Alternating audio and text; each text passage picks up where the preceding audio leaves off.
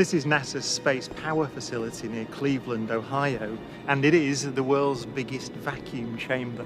It's used to test spacecraft in the conditions of outer space, and it does that by pumping out the 30 tons of air in this chamber until there are about 2 grams left.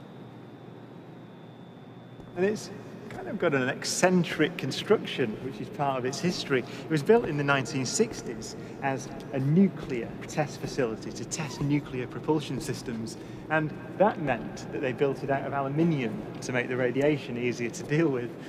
Aluminium is not the best thing, the strongest material to build a vacuum chamber out of. So they built an outer concrete skin, which is part radiation shielding and part an external pressure vessel, so this thing can take the force that's present on the outside when it's pumped out to the conditions of outer space.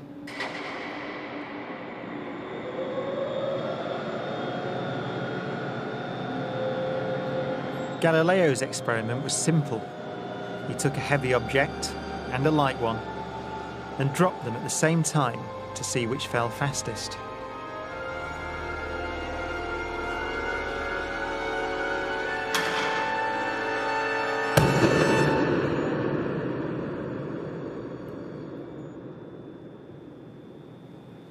Now in this case, the feathers fell to the ground at a slower rate than the bowling ball because of air resistance.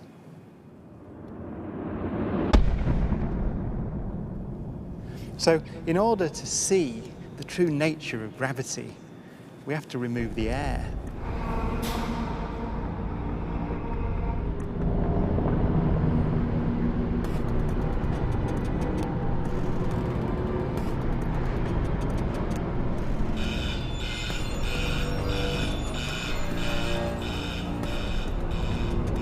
It takes 3 hours to pump out the 800,000 cubic feet of air from the chamber.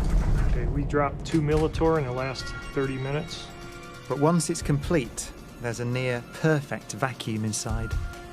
6104 manual, 10% open. Station 1, go for drop.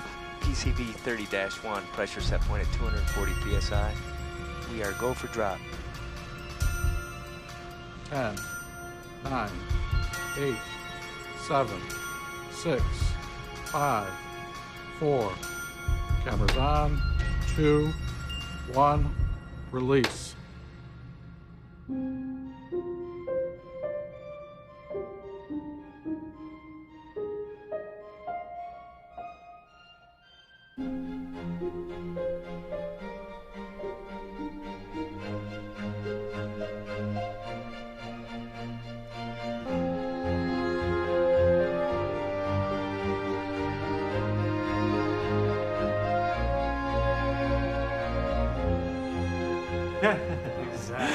Exact. They came down exactly the same.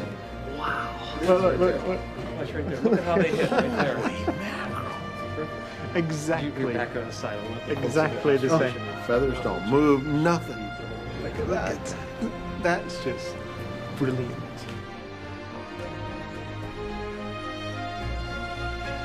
Isaac Newton would say that the ball and the feather fall because there's a force pulling them down. Gravity.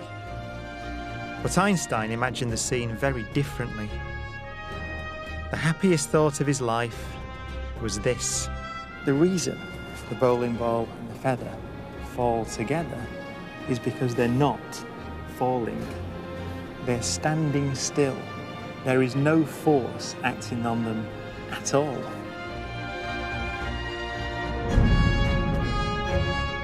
He reasoned that if you couldn't see the background, there'd be no way of knowing that the ball and the feathers were being accelerated towards the Earth.